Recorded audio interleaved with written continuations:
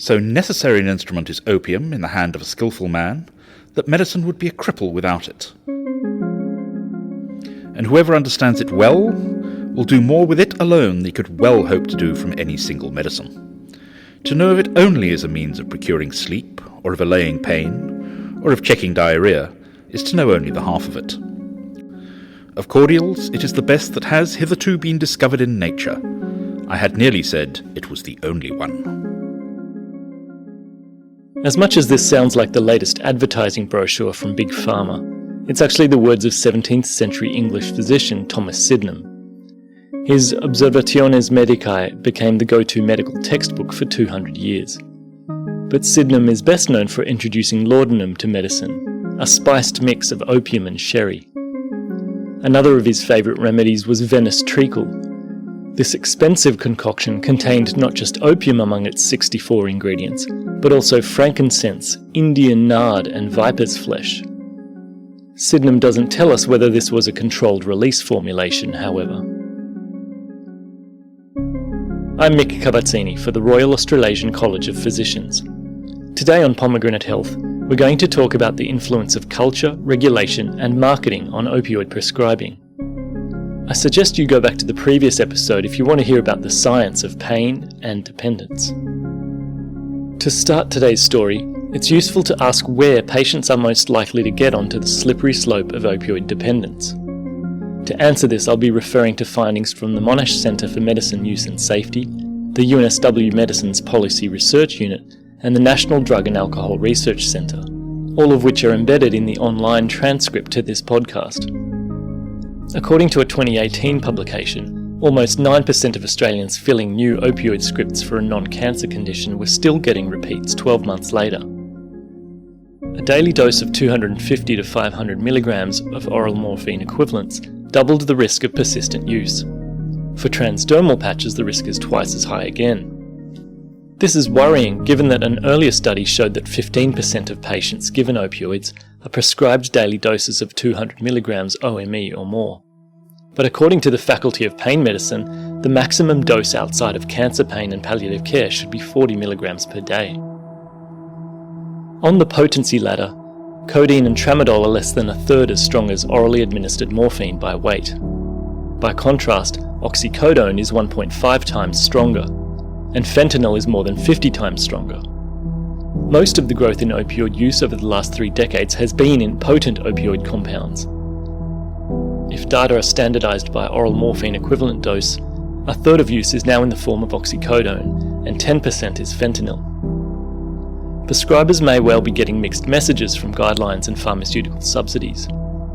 For example, in 1999, fentanyl patches were listed on Australia's PBS for use in chronic and disabling cancer pain.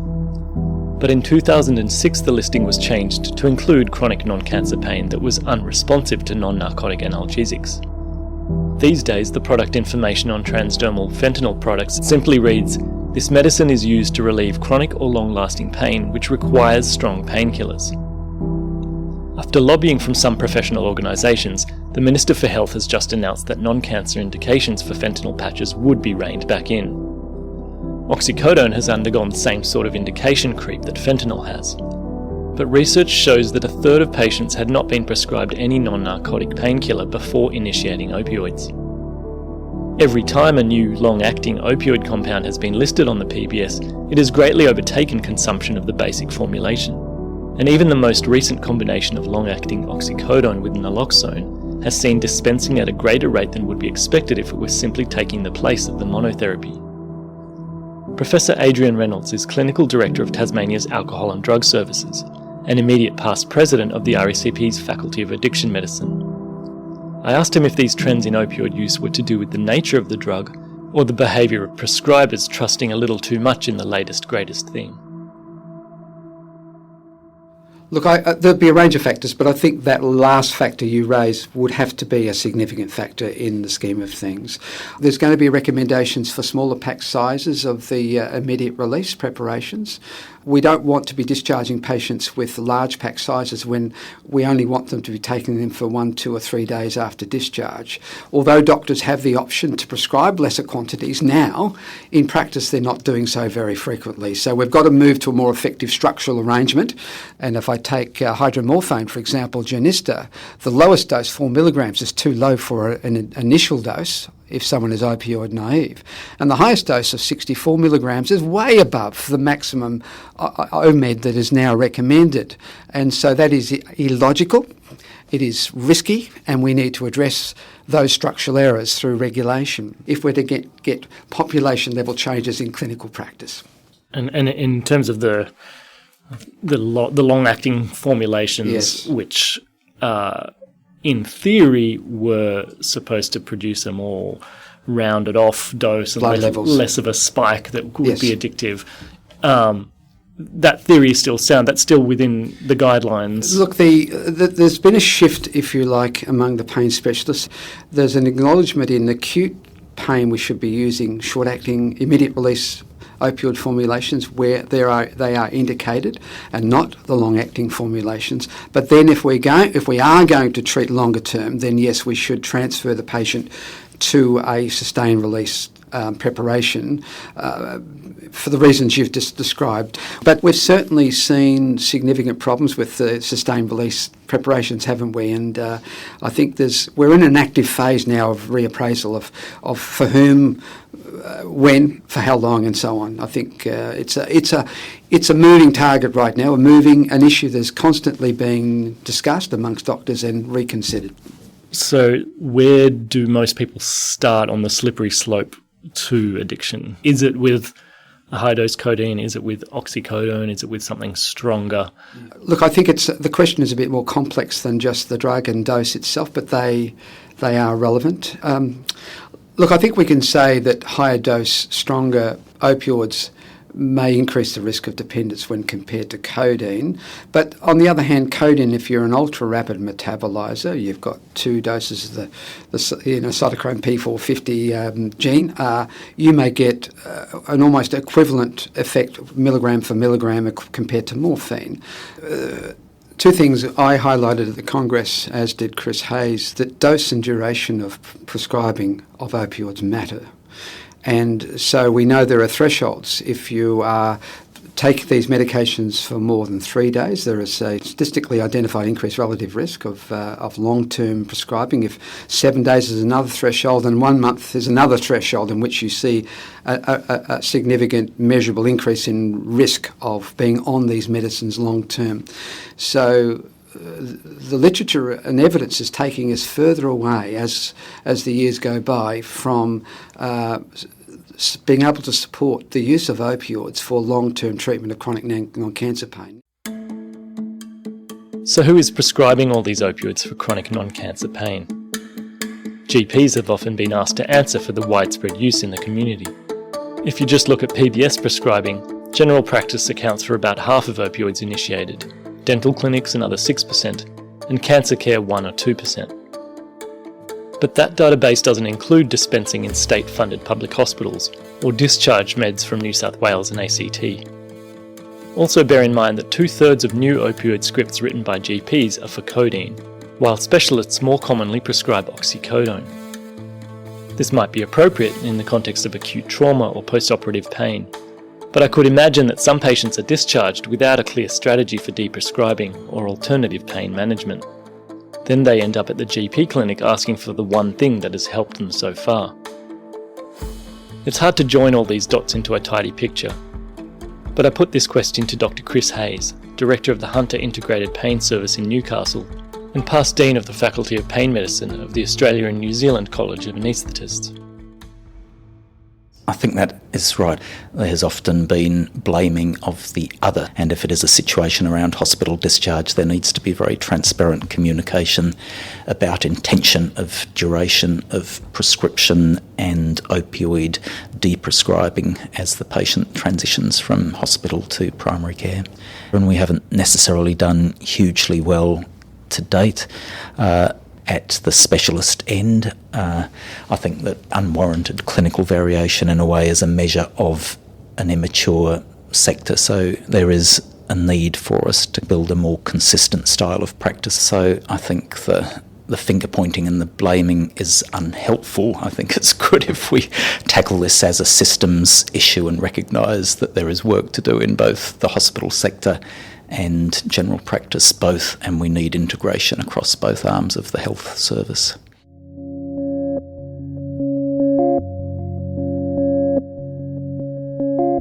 Allow me one final historical indulgence. In 1805, a German pharmacist's apprentice extracted an alkaloid from the poppy plant that induced a state of reverie. He named it after Morpheus, the Greek god of dreams, and it became instrumental to the early growth of the Merck pharmaceutical company. Morphine was a godsend for soldiers fighting in the American Civil War, but it was also given widely to middle-class housewives for menstrual cramps and nervousness, or indeed their teething children. By the end of the century, it's estimated that 1 in 200 Americans were addicted to morphine and opium, and several products were taken off the shelves. In any case, an alternative had been discovered that was more effective at killing pain and at sedating coughs during a dire period of tuberculosis and pneumonia epidemics. It was reasoned that as lower doses would be needed, so there would be less chance of addiction. The drug was named heroin for the heroic feelings it gave the Bayer employees who tried it. It began appearing at pharmacy counters in 1895, and a few early adopters wrote of its merits in the academic journals of the time. No harmful results, especially as I observed no abstinence symptoms whatever.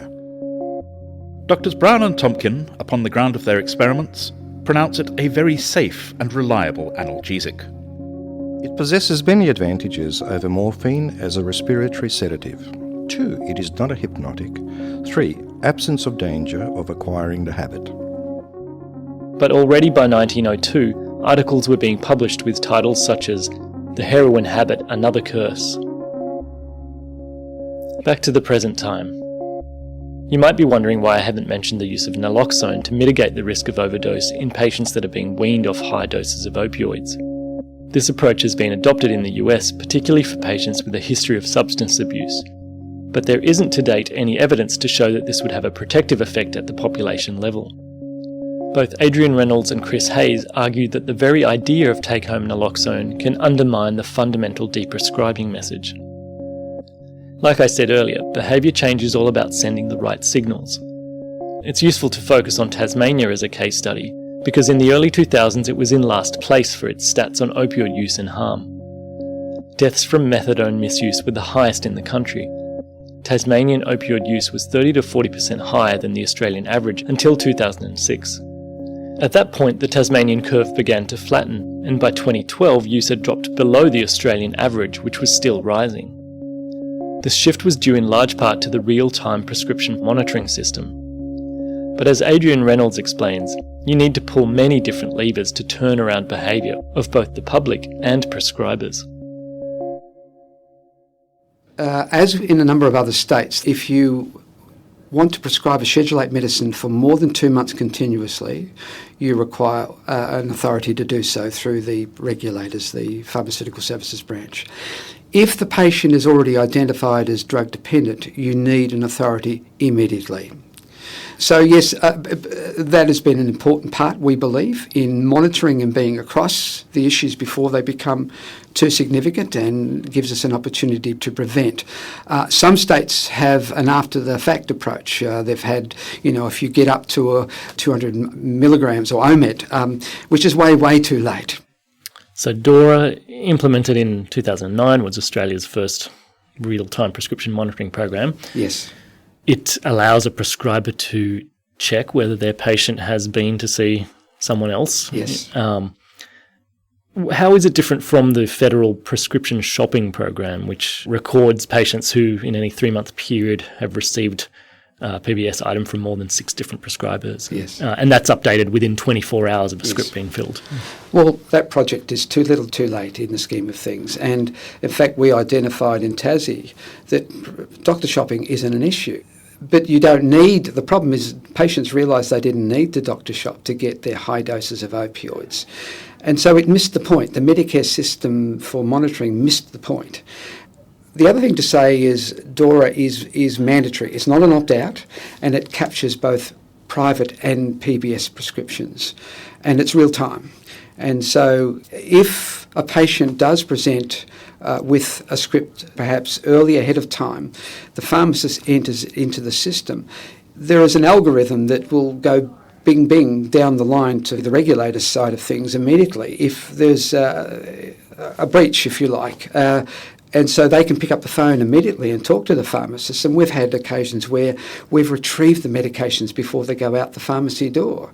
Similarly with doctors, if they're prescribing or they're seeing a patient and think an opioid might be indicated, they can look on this system and they can see if this patient has been declared drug dependent or a drug seeker, if they are on an opioid pharmacotherapy program or not, if another doctor has an authority already to prescribe a Schedule 8 medicine, they can see what Schedule 8s or other reportable drugs have been dispensed, the quantities and when, so they can then make a better judgment about what they do next. So in May last year, the Federal Health Minister promised a nationwide RTP system by the end of that year. Yes.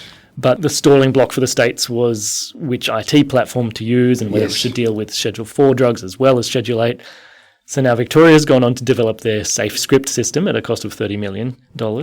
There's a national program that New South Wales is trialling, but they're considering adopting Safe Script as well. Yes. Meanwhile, ACT is developing their own program. Is it really necessary to reinvent the wheel several times over? Well, I was disappointed to see another state do its own thing, and my assessment is the national ERCIT system was superior.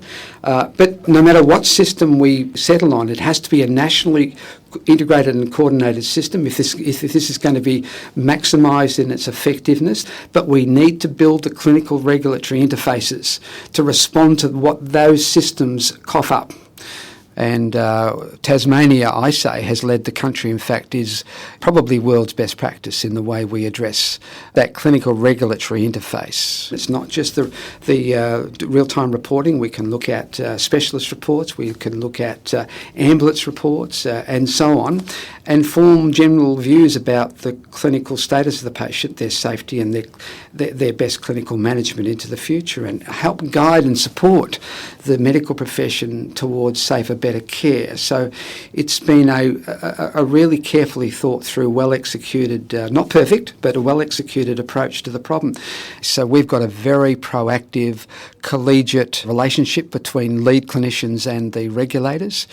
And we focus on education, and we ramped up medical education and training. We went from one lecture in the whole course, I understand, to, dozens of hours of interface with the medical students through their years. So I think the responsibility is on the broader profession, on systems reform, rather than on individuals, if we're really going to take this anywhere. It's a bit like with any other unhealthy commodity. If you say it's up to individual choice and responsibility, you can say that for the next 100 years, and we won't address obesity and smoking and drinking and other related unhealthy endeavours. You need structural reform to change population behaviour at the population level.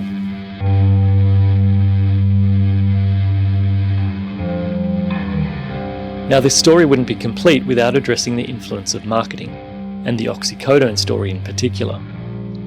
The drug itself was introduced to the American market in 1939. Already in the 60s and 70s, there was some concern over abuse of the combination drugs Percodan and Percocet. But these were just a warning of what was to come with OxyContin, brought out by Purdue Pharmaceuticals in 1996. Before we put our cynical hats on, it's important to understand the scene in which this took place. Morphine and other opioids had been legitimised for the management of cancer pain in the 1980s. I mentioned in the previous episode how the discovery of endogenous signalling pathways cemented the idea that this was rational and evidence-based.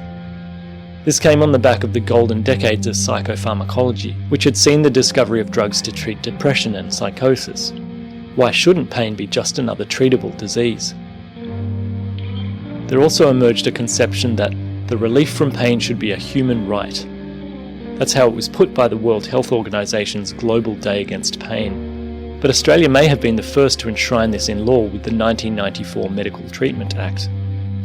Around the same time, the American Pain Society was promoting the idea of pain as the fifth vital sign that demanded a physician's attention. In the environment of the time, clinicians might be forgiven for having embraced a bit overzealously the new formulations that were being released. Controlled release oxycodone, marketed as OxyContin, was approved in the US in 1996 and 4 years later in Australia. This was supposed to produce a more steady dose throughout the day, and it certainly was rational to imagine it would be less addictive. This is exactly how OxyContin was promoted in the US and abroad, and this is where things get murky. Purdue's salesmen, executives, and clinical champions like Dr. Russell Portnoy argued that the risk of addiction to narcotic analgesia was less than 1%. They could do so with a straight face on the back of 2 citations from the 1980s. One was a letter describing a retrospective audit of patient records, and the other was a survey of staff from various American burns units. Both papers were talking about inpatients treated for acute pain, and said nothing about the risk of addiction in a wider community setting over long-term use. Russell Portnoy had himself published a case series from 38 patients treated chronically with opioids. The 2 cases of dependence observed were brushed aside with the conclusion that opioid maintenance therapy can be a safe, salutary and more humane approach to the options of surgery or no treatment in those patients with intractable, non-malignant pain and no history of drug abuse. I have to acknowledge that I'm drawing mostly from a chronicle of these events in the Journal of Public Health, authored by Dr. Art Van Zee. He's the small-town GP who blew the whistle on Purdue's predatory marketing to socio-economically deprived patients. One example of this was the distribution of vouchers for a free supply of OxyContin of up to a month. Despite the marketing promise that consumers would get their life back from pain, it turned out the tablets could be chewed to release doses as high as 160 milligrams. Dr. Van Zee argues that even after the company learned of this potential for misuse, it steered its sales machine towards doctors with high prescribing rates. Between 1996 and 2001, Purdue Pharma organised more than 40 clinical conferences to expand what they called the non-malignant pain market. They spent $200 million in 1 year alone that went not just to fancy hotels, but also to fishing hats and CDs with the catchy title, "Get in the Swing with OxyContin." There's evidence that such influence does work. One study in the BMJ reports that a treat of even just $13 can encourage long-term prescribing of the promoted drug over others. By 2004, OxyContin was the most prevalent prescription painkiller in the US. Some people were found to be causing grievous self-harm to justify continued prescriptions. In 2010, Purdue reformulated OxyContin to make it more difficult to misuse, but it's suspected that this led to some addicts switching to heroin, which was easier to obtain and to use, and deaths from all opioids overtook those from motor vehicle crashes. Dr. Van Zee's campaigning resulted in a massive class action against Purdue Pharma, and the state of Oklahoma sought $20 billion in damages. Dr. Russell Portnoy himself was the target of lawsuits until he agreed to provide testimony that the company had knowingly understated the risk of abuse, addiction, and overdose. In March this year, Purdue settled for $270 million, and at the end of August, an Oklahoma judge ruled Johnson & Johnson guilty of causing public nuisance in the way they marketed their tapentadol and fentanyl products. The company had been ordered to pay the state $572 million. We might scoff at the naivety of American regulators and physicians, but we've got our own demons to wrestle with in Australia and New Zealand. Chris Hayes' collaborator Dr. Simon Holliday has accused Purdue's Australian arm Mundipharma of providing GPs with misleading information about Targin. That's a combination of controlled release oxycodone and peripherally acting naloxone that has been demonstrated to have fewer constipatory effects. But in a report to the ABC, Dr. Holliday said that brochures suggested Targin was less addictive than immediate release oxycodone, an unproven statement. He also reckoned that the conversion chart provided for weaning patients onto the drug was out by 25% in some cases, and that Mundipharma cited decade-old treatment guidelines rather than the most recent ones. This is sloppy behaviour at best, but Chris Hayes says that before pointing the finger at Big Pharma, the medical profession needs to examine its own place in this environment.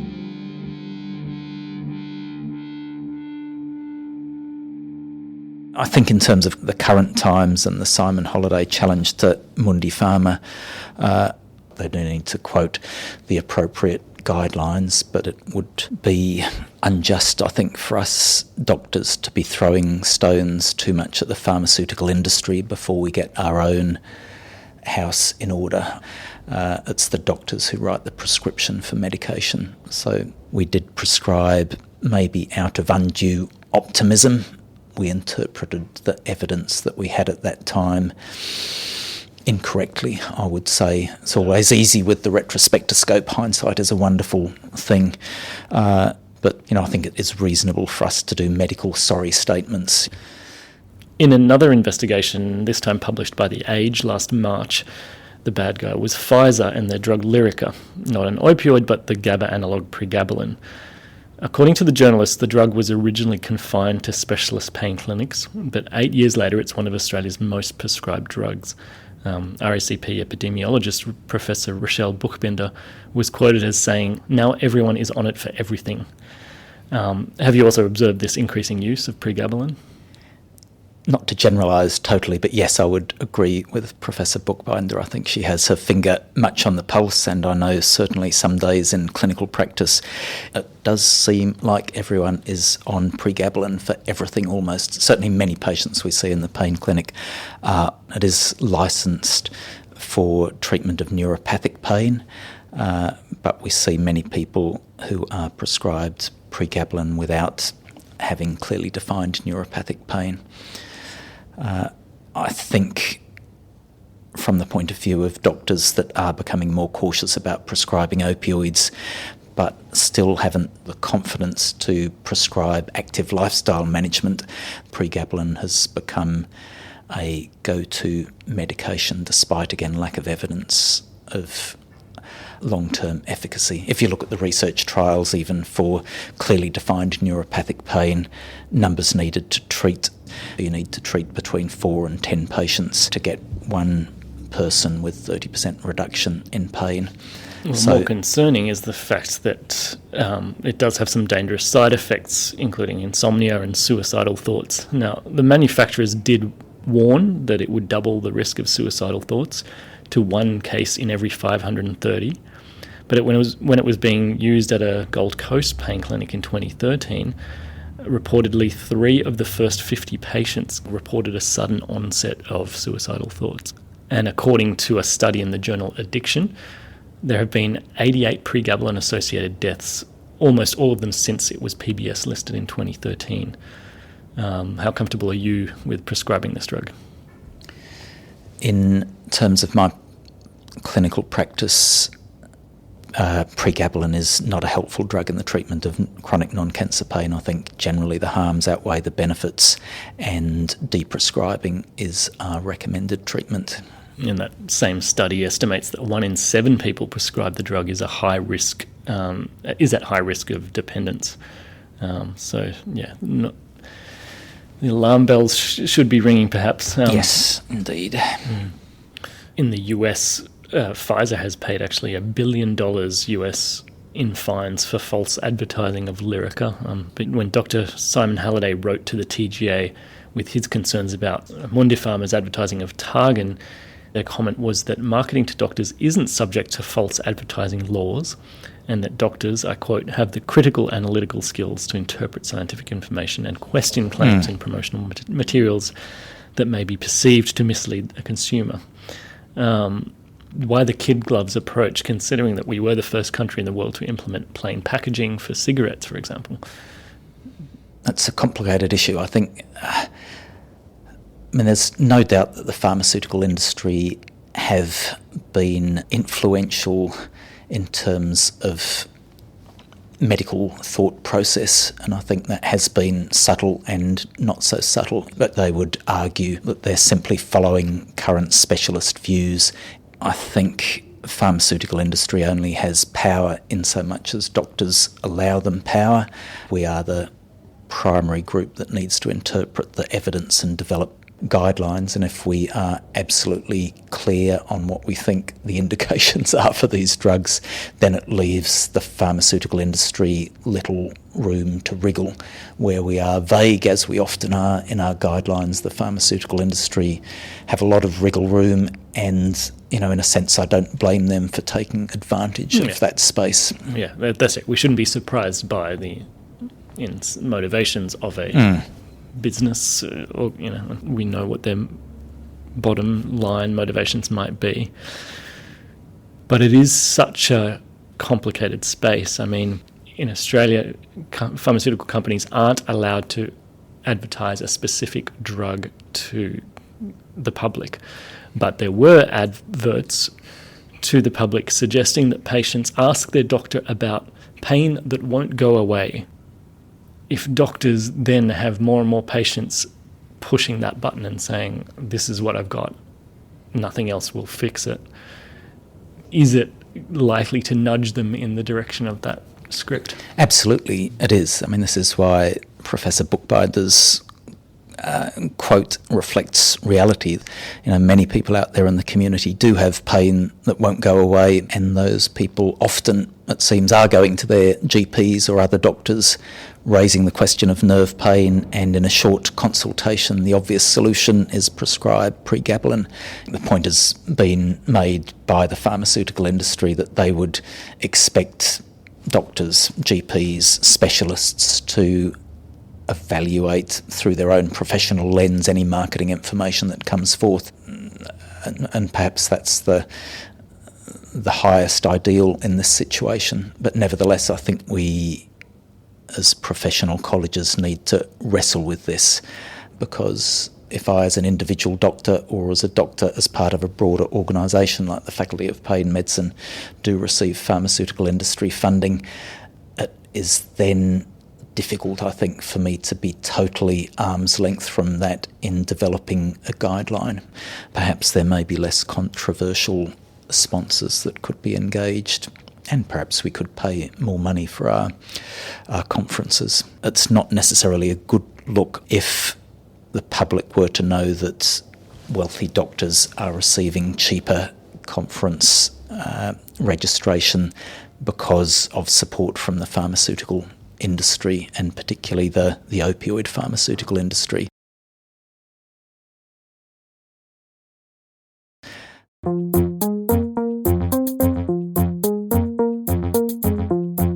To help navigate this minefield, I want to point out the RACP's updated guidelines for ethical relationships between health professionals and industry.